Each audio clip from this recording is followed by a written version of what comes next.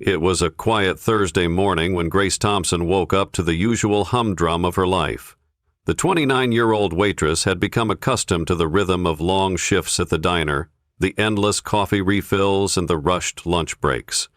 The only thing that kept her going was the thought of someday making enough to take care of her sick mother and maybe, just maybe, getting out of her cramped apartment in Atlanta. It wasn't much, but it was her life, and she was learning to make peace with it. That morning, however, was different. As Grace walked toward her small mailbox, the usual collection of bills and advertisements stared back at her. Yet one envelope caught her eye. It was unusually thick, with elegant gold trim along the edges. The paper felt heavy between her fingertips, more luxurious than anything she had ever touched, and what stood out most was the handwriting. Deliberate, flowing, and unmistakably personal. Grace wasn't sure what to make of it, but the sender's name sent a chill down her spine. Charles Whitmore. She had never heard of the name before. Her curiosity piqued, she tore the envelope open, revealing an embossed card. The words were printed in a formal, almost archaic font. She read aloud to herself, even though she wasn't sure she fully understood the weight of what it meant. You are hereby requested to attend the reading of the last will and testament of Mr. Charles Whitmore. The reading will take place at Whitmore Estate, 10 a.m., Friday the 15th of April. Your presence is required. Grace blinked. She reread the letter twice, the words sinking deeper into her mind with each passing moment. She had no idea who Mr. Charles Whitmore was. As far as she knew, she wasn't related to anyone with that name, and she certainly hadn't inherited anything from anyone, so why was she being invited to this man's will reading? She ran a hand through her tangled hair, staring at the letter in disbelief. Maybe it's a mistake, she mumbled to herself. The thought seemed absurd. A mistake? A will reading? It didn't add up. Still, the letter felt real. The official tone, the thick paper, the lack of any explanation. It all seemed too deliberate to be a hoax. She held it up to the light, hoping for some hidden clue or detail she might have missed, but nothing. Just the same fancy gold trim and formal wording. Grace sighed, looking at the letter one more time before she set it on the kitchen counter. Her small apartment was a reflection of her modest life. The chipped counters, the old fridge that made an incessant buzzing sound, and the pile of bills stacked high, all reminders of the life she couldn't escape. She placed the invitation next to a nearly overdue electricity bill. The timing of the letter couldn't have been worse. Grace's shifts at the diner had been longer than usual, her back aching from hours of standing. And with the looming bills, she wasn't exactly flush with cash. The idea of taking a day off to attend a will reading seemed frivolous, if not downright impossible. But something tugged at her gut. Something deep down told her that this wasn't just any random invitation. The thought lingered, refusing to be shaken off. She stared at the letter again, 1,000 questions racing through her mind. What if it was important? What if it was some kind of sign? Maybe I should go, she whispered, almost to herself. She had nothing to lose after all. And so, against her better judgment, she made the decision. She would go. Little did she know that one choice would change everything. The journey to the Whitmore estate felt surreal. Grace's heart pounded as she drove through the quiet streets of the wealthy neighborhood. Her car a stark contrast to the gleaming luxury vehicles parked outside every mansion. As she turned onto the grand driveway of the Whitmore estate, she felt a pang of discomfort. The towering white mansion loomed in front of her like a fortress, surrounded by meticulously trimmed gardens, fountains that sparkled in the sunlight, and rows of roses that seemed to whisper wealth and privilege. Her old sedan crunched over the gravel as she parked, trying her best not to look out of place. She wasn't sure what she was doing there, but something in the pit of her stomach told her she couldn't just turn around now. She hesitated for a moment before gathering her courage and stepping out. The moment her feet hit the gravel, she was aware of just how out of place she was. While she had made a bit of an effort that morning, wearing her best cardigan and jeans, she felt instantly inadequate. The air seemed thicker with the scent of wealth, and it hung heavily around her as she walked toward the grand entrance. The massive iron doors swung open as she approached, and a tall butler nodded politely, but with a glance that suggested she was the least likely guest to be there. Inside, the atmosphere was nothing short of intimidating. The walls were lined with expensive artwork, and the floors gleamed with marble so white it almost hurt to look at. A long table was set in the center of the room, surrounded by people in sharp suits, women in designer dresses, and men who oozed power and privilege. Grace could feel the eyes on her the moment she stepped into the room. She tried to stand tall, but their gazes were like daggers, appraising every inch of her. She tugged at the sleeve of her cardigan, uncomfortable in the sea of tailored suits and heels. Her scuffed shoes felt even more out of place in the polished surroundings. The whispers started almost immediately. "Who is she?" a woman murmured. "She must be the maid," another voice whispered, louder this time. "Maybe a charity case?" someone snickered, glancing at Grace from head to toe. "Definitely not family," a deep voice remarked, filled with disdain. Grace's face burned with humiliation, but she kept her chin up, determined not to show how deeply the judgment stung. She had been through worse in her life, hadn't she? The long shifts at the diner, the people who looked down on her for her job, the constant struggle to make ends meet. But this was different. It was a room full of strangers, all with their own hidden agendas, and she didn't belong. Her attention was drawn to one woman who stood in the center of the room, eyes flashing with contempt. It was Clarissa Whitmore, the granddaughter of Charles Whitmore. Clarissa was dressed in an immaculate ice blue dress that clung to her like a second skin, diamonds sparkling at her throat and wrists. She looked like she belonged in a magazine, the embodiment of wealth and privilege. As soon as her eyes landed on Grace, her lips curled into a sneer. "Who let the help in?" Clarissa's voice cut through the hushed whispers, her words dripping with disdain. It was so sharp that several people turned their heads in unison to stare at Grace, who was suddenly the center of attention. Grace froze for a second, her stomach twisting with anxiety. She had tried to ignore the eyes on her, but now they felt like 1,000 heavy weights pressing down. The laughter, the whispers, the judgment. It was almost too much to bear, but she kept her gaze straight ahead, shoulders back, refusing to shrink. The lawyer, a sharp-looking man with silver hair and a stern face, stepped forward at that moment, his voice commanding the room's attention. "Ladies and gentlemen," he said, raising a hand, "if we could all take our seats, it is time to begin." The room fell silent as the lawyer approached the table and sat at the head, a folder in front of him. He cleared his throat, shuffling through some papers before pulling out the official document, the will. As he began to speak, Grace felt her heart racing. She wasn't sure why she was here, but she had to know. The tension in the room was palpable, thick with anticipation. Everyone waited, eyes flicking toward the will, waiting to see who would inherit the fortune of the late Charles Whitmore. Who would come out on top? As the lawyer read the formalities, names, dates, legal language, the crowd shifted uncomfortably in their seats. No one seemed particularly moved yet. But then the lawyer's next words made the air grow even thicker. "But to Grace Thompson, the woman who once showed me kindness when I had none to give." He paused, and the silence that followed was suffocating. Grace felt her breath catch in her throat. The lawyer continued reading, but it was as if the rest of the world faded away. Every word was now like a thunderclap shaking the room. It was at that moment, in the silence that followed, that Grace finally understood. Nothing in this room was going to be what she expected. The tension in the room was unbearable. Grace could feel every single pair of eyes on her, piercing through her with judgment and curiosity. The lawyer cleared his throat, a sound that was so loud it seemed to echo through the grand, cavernous room. His hand, steady despite the weight of what he was about to say, adjusted the papers in front of him.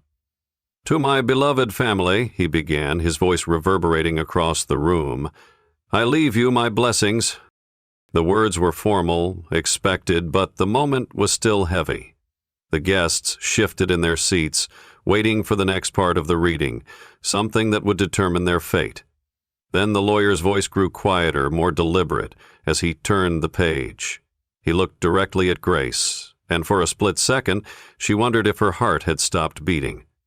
"But to Grace Thompson, The woman who once showed me kindness when I had none to give. There was a pause. I leave everything. The words hung in the air like a bomb waiting to explode. Dead silence. For a moment, no one moved. No one breathed. Grace's stomach churned, and her mind struggled to process what she had just heard. Everything? She wasn't sure if her ears had betrayed her, but she blinked, her mouth slightly open in disbelief. "What?" she whispered, barely audible. The words didn't make sense. She could feel the weight of the room's gaze intensifying, their confusion and suspicion becoming more palpable with each passing second. Her chest tightened, her palms clammy, and she looked around, hoping someone would explain, hoping it was some sort of mistake. The murmurings began almost immediately. "Who is she? Is this a joke? Is he talking about the waitress?" Grace could barely keep up. Her mind raced as the words she had just heard spun around her like a whirlwind. Everything? Her? Before she could even gather her thoughts, a voice cut through the room, sharp and accusing. "This must be a joke. Who is she?" It was Clarissa Whitmore, the granddaughter of Charles Whitmore, who stood up abruptly, her chair scraping loudly against the marble floor. She shot Grace a look as if she had just witnessed the most bizarre thing she'd ever seen. Clarissa's eyes were wide with disbelief, but there was a flicker of something darker there, too. Something almost like fury. She looked like she might burst into flames right there in front of everyone. The room seemed to hold its breath, all eyes darting between Grace and the lawyer. Whispers began to swirl again, each one louder than the last. "She's nobody. She must be mistaken. Who let this woman in?" The lawyer, clearly prepared for the chaos, stood up calmly. He didn't even flinch at the uproar. His hands, though still steady, moved to the side of the desk. He pulled out a second, much smaller envelope, one with Charles Whitmore's distinctive handwriting scrawled across the front. "This," the lawyer began, "is a personal note from Mr. Whitmore, one that he requested be read after the distribution of his estate." With deliberate care, the lawyer opened the envelope and began to read aloud. Grace could barely breathe, let alone focus on the words, but somehow her attention snapped back into place as the lawyer's voice grew softer, more intimate, as if Charles was speaking directly to her. "Years ago, when I lost everything in a market crash, I wandered the streets of Atlanta, hungry and ashamed. A young woman at a diner gave me food for free, even when she clearly had little. Her name was Grace Thompson. She reminded me of the goodness in people. That act saved my life. I rebuilt my fortune, and now I return that kindness tenfold."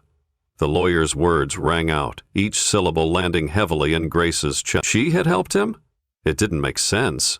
Grace's mind flashed back to that day years ago, when a disheveled middle-aged man had walked into the diner, Charles Whitmore, though she had no idea who he was at the time. He had been hungry, down on his luck, and she had given him a meal with no questions asked, no strings attached. Back then, she had just thought he was another lost soul in the city, someone who needed a warm meal.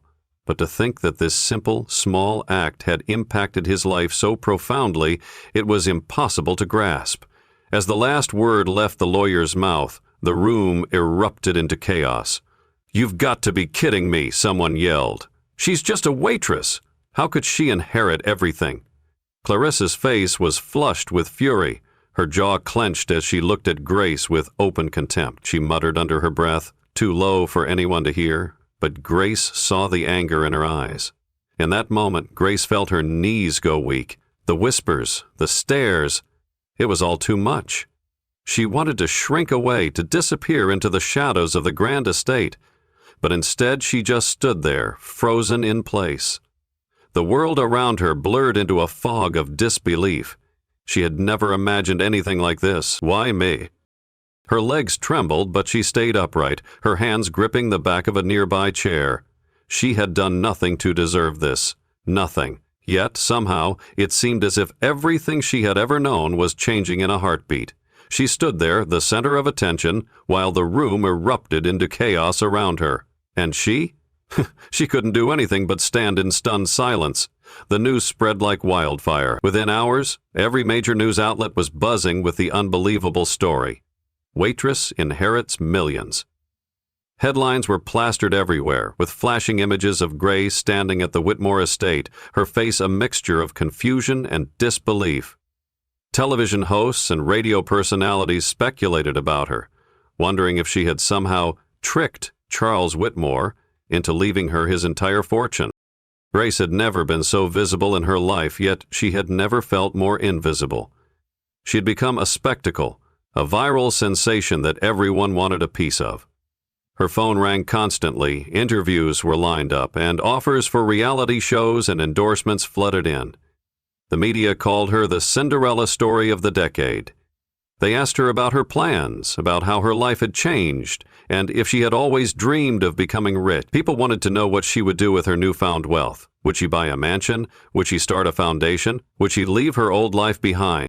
But despite all the noise, Grace remained grounded. The media didn't know her, didn't understand who she was. For her, the fortune was an overwhelming responsibility. She didn't feel like a millionaire. She was still the same woman who had waited tables at a diner and scraped by to make ends meet. The thought of spending her new fortune recklessly or using it to build a new life far removed from the people and places she loved didn't sit right with her.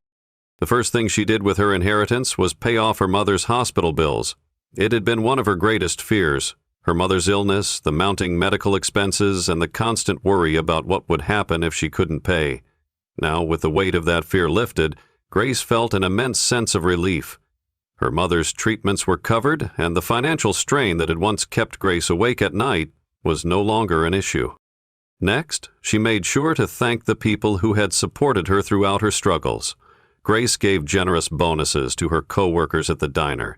They had always been her second family, and she knew that their hard work and kindness had helped her make it through the darkest days.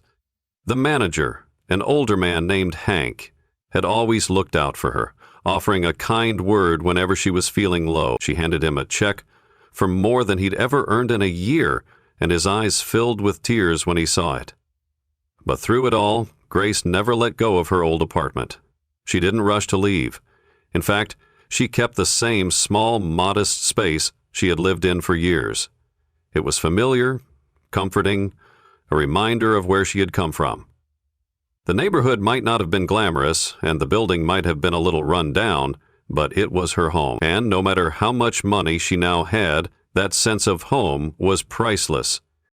Meanwhile, the Whitmores weren't quiet about their disapproval. Clarissa Whitmore especially took every opportunity to publicly accuse Grace of manipulating Charles, claiming that Grace had somehow tricked him into leaving her everything. There were rumors that Grace had somehow faked their relationship, that Charles had been senile, and that Grace had used her position as a waitress to con the elderly man out of his fortune, but none of it stuck. The will was ironclad. Grace was the legal heir, and no matter how much the Whitmores tried to fight it, they couldn't change the facts. Lawyers, media attacks, and public shaming didn't matter when it came down to the law. Grace had done nothing wrong. She had simply been the recipient of an extraordinary act of kindness. One evening, after everything had calmed down a little, Grace decided to return to the diner. It had been a while since she'd stepped foot inside, and the familiar smell of coffee and sizzling bacon was like a warm embrace. As she walked through the door, the familiar faces of her co-workers greeted her with wide smiles and knowing nods. They had heard the news, of course. But their eyes were kind. They didn't see a millionaire. They saw Grace, the girl who had waited tables with them, laughed with them, and struggled with them. Hank, the owner, stood behind the counter wiping down a glass. His eyes lit up when he saw her, and he walked over with a grin. "You still coming back here?" he asked, a mix of humor and genuine warmth in his voice. Grace smiled softly, feeling the weight of everything settle in her chest. She nodded. "This place changed my life," she said, her voice steady but full of emotion. "I'll never forget where I came from." It was true. As much as her life had changed, her wealth, her newfound status, the attention, she knew that this diner, these people, were the ones who had helped her build the life she had, and no amount of money would ever erase that. For a moment she just stood there, soaking in the sense of normalcy, the feeling of being surrounded by people who didn't care about how much money she had or didn't have. They only cared that she was still the same Grace they had known before the world had come crashing in on her. She wasn't going to let fame or fortune change who she was. And as she sat down at a familiar booth, the clatter of plates and the hum of the diner around her felt like the most comforting sound in the world. Grace Thompson, the waitress turned heiress, might have inherited a fortune, but the real treasure, she realized, was the life she had built before the money and the people who had helped her along the way. And that was worth far more than any amount of wealth. It had been months since the world had learned of Grace Thompson's extraordinary inheritance. The initial whirlwind of media attention had died down, and life, though vastly different, had found a new rhythm. The headlines had quieted, the invitations had slowed, and Grace found herself living in a quieter, more contemplative space, still grappling with the enormity of what had happened. One afternoon, while taking a walk through the sprawling Whitmore estate, which she had slowly started to call home, Grace decided to explore the attic. The mansion, with its grandiose rooms and corridors, felt like an overwhelming monument to a life that was no longer hers. The dusty corners of the estate seemed to hold more answers than questions, and Grace felt compelled to search for something, anything, that might give her more insight into the man who had left her everything. The attic was cold and dim, lit only by a narrow window high up near the eaves of the house. The floorboards creaked beneath her feet as she wandered among old furniture, antiques, and forgotten relics of the past. There were stacks of old boxes, their labels faded with age. As she sifted through them, one particular box caught her eye. It was tucked away in the farthest corner, under a heavy tarp that had clearly not been disturbed for years. With some effort, Grace pulled the box down and carefully opened it. Inside, she found dozens of leather-bound journals, old, worn, and filled with pages of handwritten notes. The sight of them filled her with an overwhelming sense of curiosity. These, she realized, were Charles Whitmore's personal journals. She sat down in the corner of the attic, the journals scattered around her like a forgotten history waiting to be uncovered. As she flipped through the pages, she began to see a man, not the wealthy businessman she had read about in the papers, but someone much more human, much more vulnerable. The entries described his rise to power, his struggles with depression, and his eventual recovery. But as she read more, one thing became apparent. Grace was mentioned again and again. There were pages detailing his gratitude for the kindness she had shown him when he was destitute, pages where he marveled at her strength and selflessness. His words were filled with reverence and awe. In almost every entry he would reference her, a waitress at a diner he had visited years ago, seemingly obsessed with how her act of kindness had sparked something in him that he hadn't felt in years. She had been the catalyst for his redemption, the reason he had been able to rebuild his fortune. But it was one entry, buried deep within the journals, that made Grace's heart stop. It was dated 2 months before his death. Grace reminds me of my first love, her kindness, her strength. I often wonder if she could be family. I never had the courage to ask. The words hung in the air as Grace's breath caught in her chest. She read it again, as if her eyes might deceive her. Could it be? Did Charles, this man who had given her everything, suspect something about her past that she hadn't known? Her mind raced, trying to make sense of what this could mean. He had never mentioned a family connection, never alluded to any blood ties. Out of sheer curiosity and a need to understand, Grace decided to take a step further. She contacted a geneticist, requesting a DNA test. There was no reason to suspect anything, yet the nagging feeling at the back of her mind wouldn't let her ignore the possibility. The results came back a few weeks later. They were more than just a confirmation. Grace Thompson was, in fact, Charles Whitmore's granddaughter. The shock hit her like a wave, as if the earth beneath her had shifted. She read the report again, certain she had misunderstood, but there it was in black and white. Her father, who had always been a mystery to her, was the son of Charles Whitmore.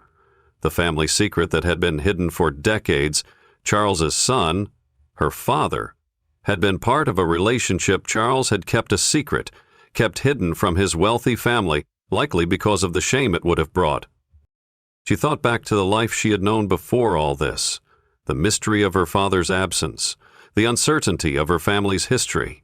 It all made sense now. Charles hadn't just been a stranger who had shown up in her life. He had been family, blood. Her heart raced as she processed the truth. It wasn't just a gift of gratitude. It wasn't just the thank you for a kind gesture years ago. It was a legacy. One of blood, one of love, and finally, of family. Grace realized that the inheritance wasn't just about the money. It was about a connection that had been waiting to be uncovered, a connection Charles had suspected but never had the courage to explore. In that moment, standing alone in the attic of the Whitmore estate, Grace understood something deep and profound. She wasn't just the beneficiary of Charles's wealth. She was the inheritor of something much more important, a family history, a legacy that had been buried for years, and now, finally, she was a part of it. As she closed the journals, Grace felt a sense of peace wash over her. The story of her life had changed once more, but this time, she wasn't just the recipient of a fortune.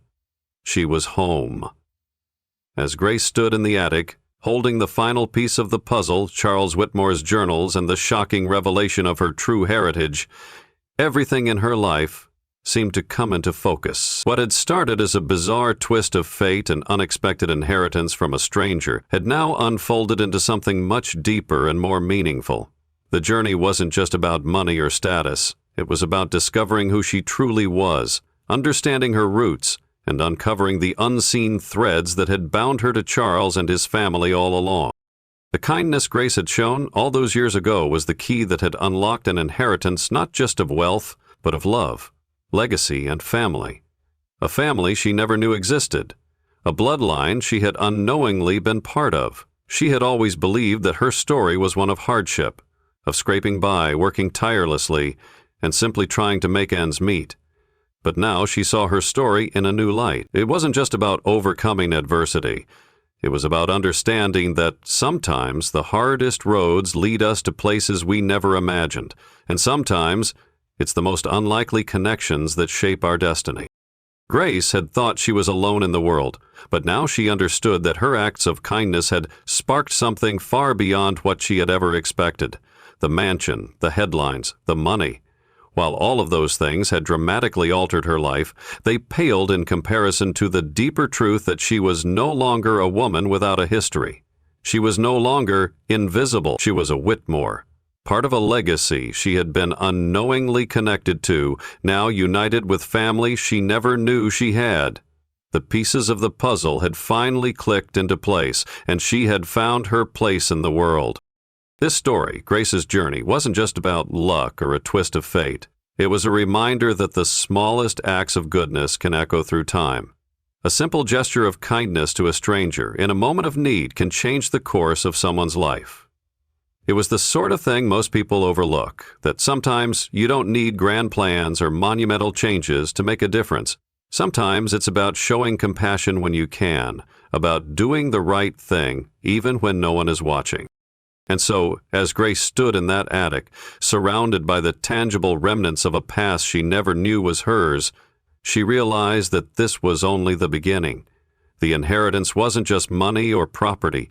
It was the knowledge that even the smallest actions can ripple through the world in ways we could never imagine. Her life had transformed, yes, but it had transformed in a way that reminded her of what truly mattered: connection, love, and the unexpected twists that life has a way of throwing our way.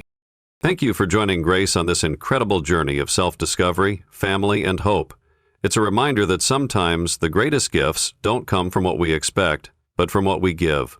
A simple act of kindness can create ripples that change the world in ways we can never foresee. So, if you've enjoyed this story, be sure to like, share, and subscribe for more tales that inspire. And always remember, no matter where you start, no matter how small the act, you never know where kindness can lead.